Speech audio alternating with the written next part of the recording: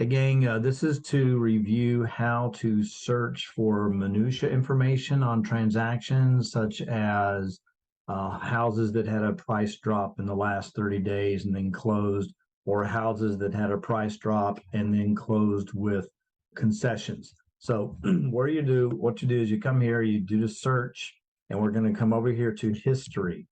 You see that lower right hand corner there? We're going to click history, and you're going to see it's got a lot more options here that you may not have seen elsewhere. And so here we go. First of the thing you want to put is residential, and then you want to put the county or the location. Let's just go ahead and do Fairfax County. And so there's 1,311 residential properties that are coming soon and active. So you got a couple of spots here that you're going to change the information on in the active. So we've got coming soon. Let's take that out because we really only want to look at the price decreases. So the price decreases of the coming soon, of the actives in Fairfax County, there's 536. Now, an add-on to this is, when did you change the date? Well, I want to see in the last week how many have dropped their price. 133. Okay. So as you can see, you can just keep changing that to find out, and of the price changes, how often and how recent were those done. So in the last 30 days it's kind of the number we always look at is, well, in the last 30 days is what happened. So you had 536. So 367 divided by 536, because there's 367. You see the lower left-hand corner here that have dropped their number. So 68% of the 536 have changed their price in the last 30 days. Now let's take that out completely. So 536 have dropped the price of, and we've got their actives here because that's what we're searching, 1,246. So here we are, 1,246. 536 is the number divided by 1246. Was it 1246? Yes, 46. So totally 43% of all homes that are on the market have reduced their price regardless of when they did. Okay. So then let's say that of the ones that reduced their price, let's say, well, I want to know of the ones that closed in the last 30 days. So I'm putting my close down here under status, and I'm saying in the last 30 days, 839 homes have closed in Fairfax County.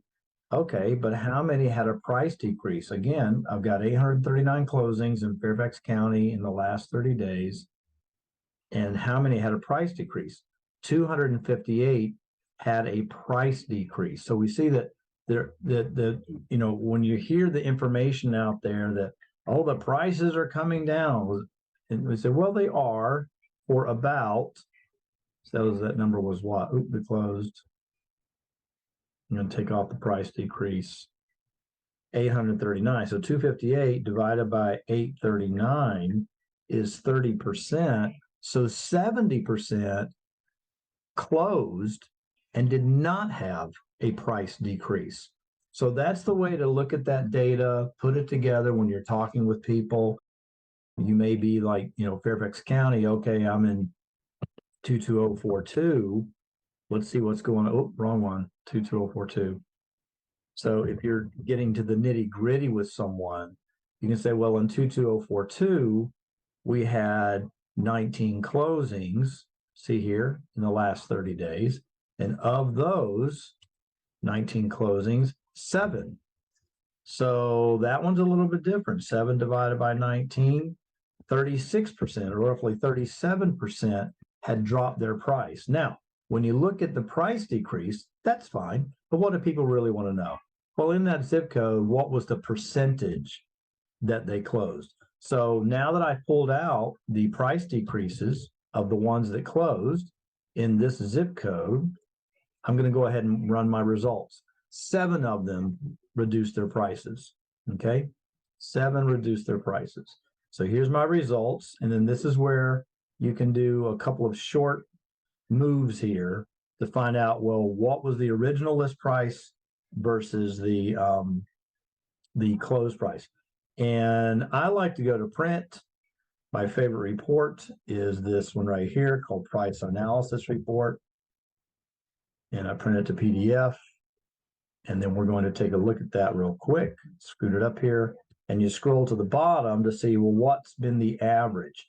Now, I like this report because the left side of the report is initially entered, and the right side of the report is the information as of the time that it was what was the price when it went under contract. So you'll see here that this top property, from the original list price, it sold for 93.65 of the original list price. But of the listing price, it was 98.25. So you got to understand, I'm looking at, well, what was my original price? And then what did I get once I changed the price? I dropped the price, and then I got an offer. And then I got a percentage of list price there. What people really want to know is, hi, I started out at $299, okay? And it was listed at $285, and we went for $280. What they really want to know is, I'm trying to get $299. What am I most likely going to get? Well, what they found out for that community is they were over almost 7%. Look at these. $699, $999 went for $625, but they finally found their price. They hit $625, and it sold for $625 with no closing costs. Okay. Another one, $749, $900. They brought it down to $699.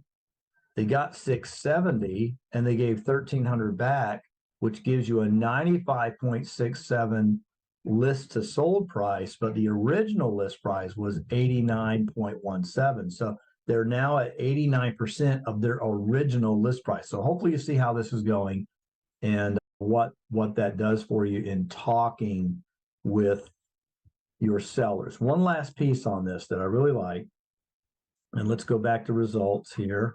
And I'm going to clear this puppy out and do one last search for you. Let's say that we're just in Falls Church in Fairfax County, and you need to do this locally. And let's say it's in McLean, okay? So the postal city is McLean. We've got closings in the last 30 days, only 10 of them. And so now I want to know, well, how many, I'm going to take the price decrease out. There were 39 closings. I took out the price decrease.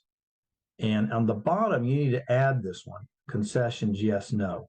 Okay. And I think you know that under this field, under your main field of searching, you have additional fields, you add, remove. You want to add concessions, yes, no. And you say yes. So of that, what, 36 or so?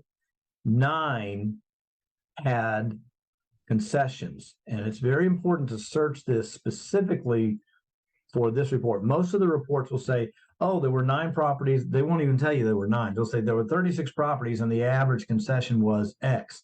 What the challenge you have with that is you had like 29 that had no concessions.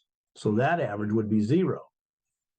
So what I'm looking at here is what was, so 9 out of 36 closed, okay, 9 that had concessions. So 9 divided by 36, 25%, 1 out of 4 homes is closing with a concession. Going back to my price analysis report, we're going to click print to PDF, and we're going to scroll to the bottom, and our average of those 9 concession was 88.33. So what you want to say to your seller is, hey, look, most of the houses are selling at list to sold price 94, not of the, but they're selling at like 95% of list price once we hit the price. And if you have a concession, it's going to be 1 out of 4 most likely, Mr. Johnson. And if you do have a concession, most likely the average is $8,833. See how that works? And this is all underneath the what it is called the search of history, and not your regular search here under residential, but under your history by status change. And I'm just using the example of how many you can find on back price decrease and how many you can find on agreement of sale. That's all I'm showing there, but you can pull in a lot of data here. Say, well, Mr. Johnson, Those that had to have their price decreased, they were this many more days on market. The information I was showing yesterday is the ones that had a price decrease, they were on the market on average like 50 some days. The ones that didn't have a price decrease because they hit the price right up front, they were on the market for 22 days. It's very powerful information. If you got any questions, just let me know and I'll be happy to help you out. Take care.